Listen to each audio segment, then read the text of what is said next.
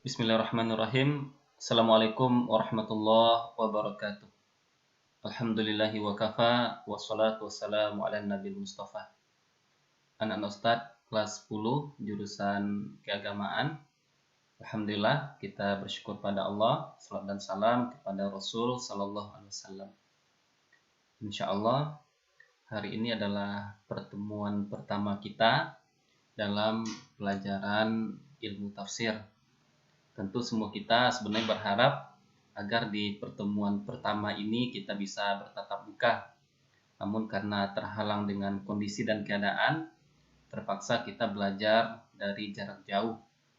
Maka ada yang mengatakan belajar dari jauh 1000 kali lebih baik daripada kitanya jauh dari belajar. Maka dimanapun kita berada, di sekolah ataupun di rumah, kita berusaha untuk tetap menjadi pribadi-pribadi yang terus belajar. Dan anak Ustadz yang dimuliakan Allah, insya Allah di bab pertama ini kita akan pelajari tentang Al-Quranul Karim. Jadi ini bab pertama yang insya Allah akan kita sampaikan. Al-Quranul Karim, tentang Al-Quran. Kita semua pasti setiap hari membaca Al-Quran karena kita yakin satu huruf yang kita baca akan mendapatkan 10 kebaikan. Dan juga kita semua menyadari bahwa diturunkannya Al-Quran oleh Allah melalui malaikat Jibril kepada Nabi Sallallahu Alaihi Wasallam adalah bentuk kasih sayang Allah kepada kita. Agar kita hidup di dunia punya petunjuk, agar kita hidup di dunia bisa meraih kebahagiaan. Itulah kenapa Allah turunkan Al-Quranul Karim kepada kita. Maka sangat merugi mereka yang kehidupannya jauh dari Al-Quran. Sangat merugi orang-orang yang hari-hari mereka terlewati tanpa ada satu huruf atau satu ayat Al-Quran yang mereka baca. Insya Allah anak Ustadz yang dimuliakan Allah, pada pertemuan tentang Al-Quran ini kita akan membahas dua tema pokok. Yang pertama Al-Quran, yang kedua adalah wahyu. Terkait Al-Quran yang akan kita pelajari nanti, yang pertama ta'riful Quran, definisi Al-Quran. Yang kedua asma'ul Quran, nama-nama lain Al-Quran. Terkait dengan wahyu yang kita pelajari nanti, definisi wahyu, bagaimana cara turunnya wahyu, dan terkait dengan wahyu Al-Quran sendiri. Ini namanya peta konsep. Nah, ini bisa kita ingat-ingat dari sekarang. Mudah-mudahan ketika kita ingat ini, kita akan mudah menggambarkan dalam pikiran kita apa yang kita pelajari. Jadi insya Allah yang kita pelajari di bab pertama ini, pertama tentang Al-Quran, yang kedua tentang wahyu. Maka yang kita pelajari pertama insya Allah tentang definisi Al-Quran. Definisi Al-Quran ini bisa kita lihat dari dua hal. Yang pertama, definisi Al-Quran secara bahasa. Yang kedua, definisi Al-Quran secara istilah. Adapun definisi Al-Quran secara bahasa, itu kita lihat nanti bisa dilihat dari dua hal. Ada yang mengatakan nanti Al-Quran itu terambil dari isim mustaq. Ada juga nanti yang mengatakan kalau Al-Quran adalah isim alam, bukan isim mustaq. Nah, ini terkait dengan definisi Al-Quran. Definisi secara bahasa dan definisi secara istilah. Definisi secara bahasa itu ada dua pendapat. Yang mengatakan Al-Quran terambil dari isim mustaq, dan yang mengatakan Al-Quran adalah isim alam. Kita awali definisi Al-Quran secara bahasa. Yang pertama, pendapat yang mengatakan Al-Quran adalah isim mustaq. Nah, ini ada juga tiga pendapat. Yang pertama, mengatakan Al-Quran itu terambil dari kata Al-Qara'in. Ini asal katanya. Al-Quran asal katanya adalah al-qara'in. Al-qara'in itu artinya yang mengikuti. Kita mungkin pernah mendengar istilah jin qarin, jin yang selalu mengikuti seseorang. Kenapa dikatakan Al-Quran terambil dari kata al-qara'in? Li'annal ayati yusaddiqu ba'duha ba'du. Karena ayat-ayat Al-Quran saling membenarkan. Tidak ada ayat-ayat Al-Quran yang saling bertentangan. Ini salah satu bentuk kehebatan Al-Quran. Ayat ini membenarkan ayat yang lain. Ayat yang lain membenarkan ayat yang lain. Jadi saling membenarkan. Tidak saling membantah. Wa yushabihu ba'duha ba'dan. Dan ayat Al-Quran sebahagiannya juga memiliki kemiripan dengan yang lain. Kal qarinat, seperti al-qarinat atau yang mengikuti al-mutasyabihat. Artinya memiliki keserupaan. Ini pendapat pertama. Al-Quran berasal dari kata al-qara'in. Pendapat yang kedua mengatakan innal Qur'ana mustaqqun min qara'a. Fahuwa masdar muradif lil qira'ah. Al-Quran terambil dari kata qara'a. Dia masdar yang sinonimnya adalah al-qira'ah. Nah, kalau tadi dari al-qara'in, sekarang terambil dari fi'il madi qara'ah. Masdarnya merupakan sinonim dari al-qira'ah, artinya bacaan. Dan yang ketiga, ada mengatakan kalau Al-Quran mustaq minal qar'. Arti al-qar' sendiri adalah al-jam'u. Kenapa Al-Quran dinamakan dengan al-qar' atau terambil dari kata al-qar'u? Karena Al-Quran jam'as suwara ba'duha li ba'. Karena Al-Quran menggabungkan surat yang satu dengan surat yang lain. Sehingga surat-surat itu terhimpun dalam Al-Quran. Atau ada juga yang mengatakan li'annahu jam'a samarati wa fawaidal kutubis samawiyah allati nazal qablahu. Karena Al-Quran mengumpulkan semua hikmah, semua faedah yang dikandung oleh kitab-kitab samawi yang diturunkan sebelum Al-Quran. Jadi ini anak-anak Ustaz yang berbahagia, yang dimuliakan Allah dimanapun berada, yang mengatakan Al-Quran adalah isim mustaq, mereka berbeda pendapat kepada 3 perkataan. Yang pertama mengatakan Al-Quran terambil dari kata al-qara'in, yang kedua terambil dari kata qara'a yang masdarnya adalah al-qira'ah, dan yang ketiga terambil dari kata al-qar'u yang artinya adalah al-jam'u. Mudah-mudahan sampai di sini anak-anak Ustaz bisa paham dan mengerti. Kita lihat yang kedua yang mengatakan Al-Quran adalah isim alam, bukan isim mustaq. Mereka mengatakan innal Quran ismun ikhtassallahu bihil kitab alladhi nazala ala Muhammadin sallallahu alaihi wasallam.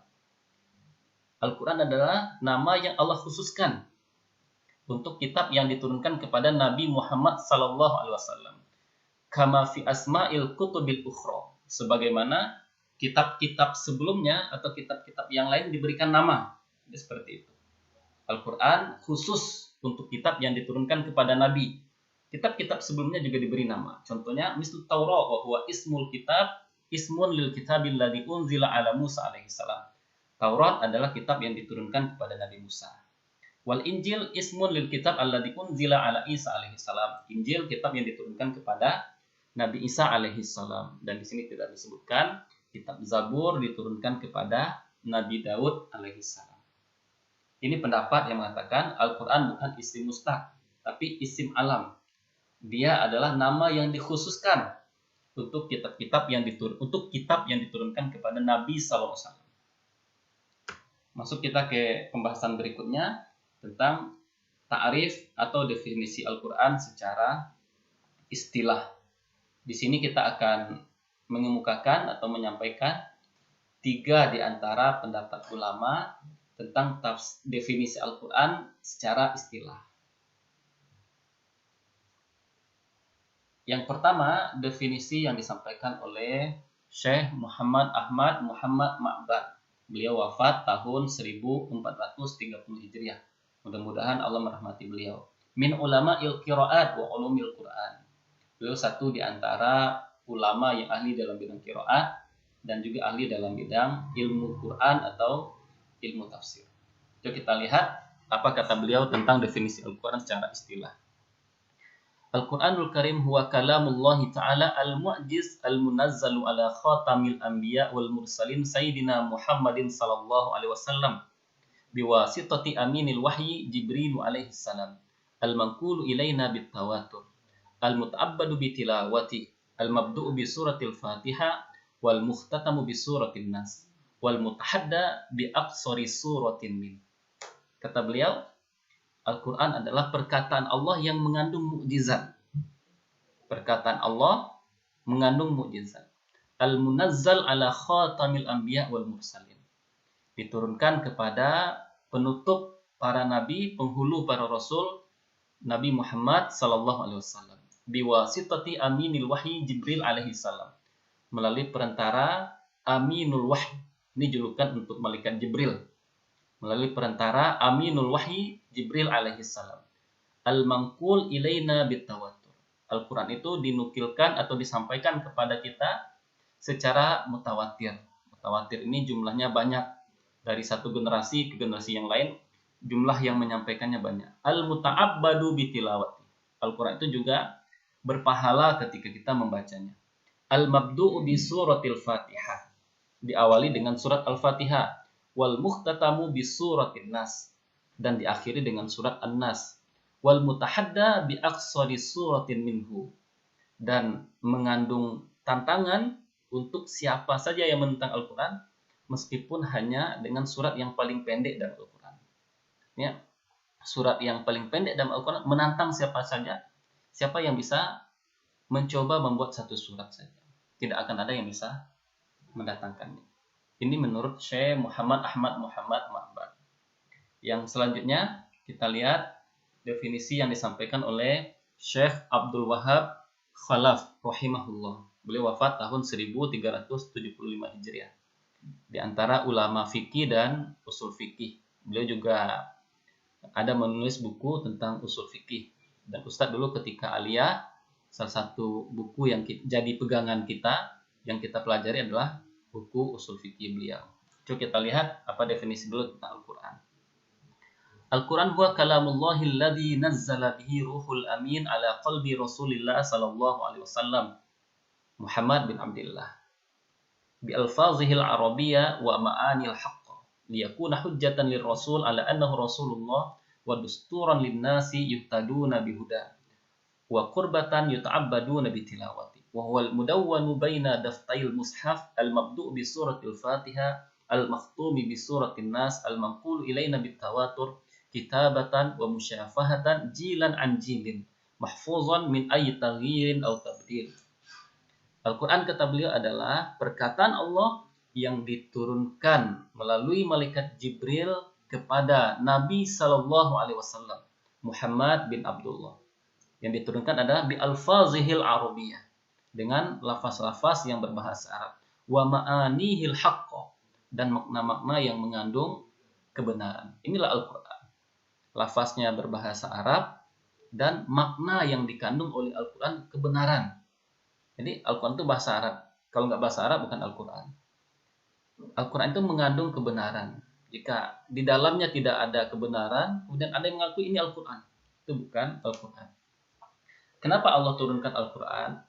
Liyakuna hujjatan lirrasul sallallahu alaihi wasallam, agar menjadi hujjah, menjadi bukti bagi Nabi SAW kalau beliau adalah benar-benar utusan Allah. Wa dusturan linnasi yuhtaduna bihuda. Allah turun Al-Quran juga sebagai pedoman bagi manusia untuk menjadi petunjuk dalam kehidupan mereka. Wa qurbatan yuta'abbaduna bitilawati, juga menjadi ibadah bagi manusia ketika mereka membacanya. Dan Al-Quran itu kata beliau ditulis di antara dua lembar mushaf. Diawali dengan surat Al-Fatihah, diakhiri dengan surat An-Nas. Dan dinukilkan kepada kita secara mutawatir, baik secara tulisan maupun secara lisan. Dari satu generasi ke generasi yang lain. Mahfuzon min ayyi taghyirin au tabdil. Al-Quran itu terjaga dari segala bentuk perubahan. Inna nahnu nazzalna 'alaika dzikra wa inna lahu lahafizun. Kata Allah, kami turunkan Al-Quran kepada engkau dan kami juga yang akan menjaganya. Definisi yang ketiga, kita lihat apa yang disampaikan oleh Syekh Aiman Rusdi Suwaid. Beliau salah seorang ulama qiraat yang sampai sekarang masih hidup, punya buku tentang tajwid al-musawwar. Min ulama il-qiraat. Beliau salah seorang ulama qiraat, hafizahullah. Semoga beliau dijaga oleh Allah. Kata beliau, Al-Qur'anul Karim huwa kalamullah ta'ala al-mu'jiz. Al-Quran adalah perkataan Allah yang mengandung mukjizat. Al-munazzal ala qalbi nabiyina Muhammadin sallallahu alaihi wasallam. Diturunkan kepada Nabi Muhammad sallallahu alaihi wasallam. Al-muta'abbadu bitilawati. Berpahala membacanya. Al-maktubu bainal daftaini. Tertulis di antara dua lembaran. Al-manqul ilaina bitawatur. Dinukilkan, disampaikan kepada kita secara mutawatir. Wal mutahadda bi aqsar suratin min, dan mengandung tantangan mukjizat meskipun dengan suratnya yang paling kecil. Nah, jadi terakhir coba kita lihat di antara seluruh definisi yang disampaikan para ulama, kata-kata berikut ini ada 5 kata yang menjadi keyword, kata kunci definisi Al-Qur'an. Yang pertama, Al-Qur'an kalamullah. Yang kedua, al-munazzal ala Muhammadin. Yang ketiga, al-manqulu bit tawatur. Yang keempat, al-mu'jiz. Yang kelima, al-muta'abbadu bitilawati. Inilah 5 kata kunci tentang definisi Al-Quran. Kalamullah, perkataan Allah. Al-munazzalu ala Muhammad, diturunkan kepada Nabi Muhammad. Yang ketiga, al-manqul bit tawatur, disampaikan kepada kita secara mutawatir. Yang keempat, al-mu'jiz, mengandung mukjizat. Yang kelima, al-muta'abbadu bitilawati, berpahala membaca. Kita lihat terkait dengan kalamullah. Yakhruju kalamu ghairihi min kalamil insi wal jinni wal malaikah. Ketika kita mengatakan Al-Qur'an adalah kalamullah, maka tidak termasuk Al-Qur'an perkataan manusia, perkataan jin dan malaikat. Karena Al-Qur'an adalah perkataan Allah. Seindah apapun perkataan seseorang, sebagus apapun sastra dalam perkataan seseorang, itu tidak bisa dikatakan Al-Quran. Karena hanya kalam Allah yang bisa disebut Al-Quran. Yang kedua, Al-munazzalu ala Muhammad, diturunkan kepada Nabi Muhammad. Yakhruju ma unzila alal anbiya min qablihi. Nah, maka dengan definisi ini, setiap yang diturunkan kepada nabi-nabi sebelumnya tidak bisa disebut Al-Quran. Taurat, Injil, dan suhuf lain itu bukan Al-Quran. Yang ketiga, al-manqulu bit tawatur, dinukilkan kepada kita secara mutawatir. Annal Quran naqalu jam'un azimun an jam'in azim. Al-Quran dinukilkan atau disampaikan dari jumlah orang yang banyak kepada jumlah orang yang banyak. La yumkin tawatuhum alal kadhib. Dan jumlah yang banyak ini mustahil bersepakat untuk melakukan kebohongan. Naqlan mutawatiran jilan an jil, dinukilkan secara mutawatir dari satu generasi ke generasi yang lain. Ila yaumi hadza hifdzan wa kitaban, sampai generasi kita itu dinukilkan secara mutawatir baik lisan maupun tulisan. Yang keempat, kata kunci dari definisi Al-Qur'an, al-mu'jiz. Annal Qur'an mu'jiz walau bi aqsar suratin minhu. Al-Qur'an mengandung mukjizat meskipun dengan surat yang paling pendek. Surat yang paling pendek dalam Al-Qur'an ada 3, surat Al-Asr, surat Al-Kautsar, dan surat An-Nasr. Ketiga-tiganya terdiri dari 3 ayat. Meskipun hanya 3 ayat, ini mengandung mukjizat. Nggak ada yang bisa menandingi. Nggak bisa ada manusia yang bikin surat yang hanya terdiri dari 3 ayat. Wa ajazal arabu wal a'jami jami'an ayatu bimisli. Dan orang-orang Arab ataupun non-Arab nggak ada yang bisa membuat yang sama dengan Al-Quran. Au bi suratin wahida min misli, atau bahkan hanya membuat 1 surat saja. Ila yaumil qiyamah, sampai hari kiamat. Itu maksud kalau Al-Quran mengandung mukjizat. Tidak ada orang yang akan bisa menandingi atau membuat yang serupa dengan Al-Quran. Yang kelima, al-muta'abbadu bitilawati, berpahala membacanya. Yusibullahu ala qari'il Quran bi kulli harfin asra hasanat wa huwal ma'muru bi qiraati fis shalah. Allah berikan pahala kepada orang yang membaca Al-Quran, 1 huruf diganjar dengan 10 kebaikan. Dan kita diperintahkan untuk membaca ayat-ayat Al-Quran dalam sholat kita. Nah Ustaz, inilah penjelasan ringkas terkait dengan definisi Al-Quran. Kemudian tadi kita akhiri dengan kata kunci tentang definisi Al-Quran. Mudah-mudahan penjelasan ringkas dan singkat ini bisa dipahami dan bermanfaat. Insya Allah pekan depan kita lanjutkan materinya tentang Asmaul Quran. Nah, nama Al-Quran. Kita tutup dengan doa kafaratul majelis. Subhanallah bihamdika asyhadu an la ilaha illa anta astaghfiruka wa atubu ilaik. Billahi taufiq wal hidayah. Wassalamualaikum warahmatullahi wabarakatuh.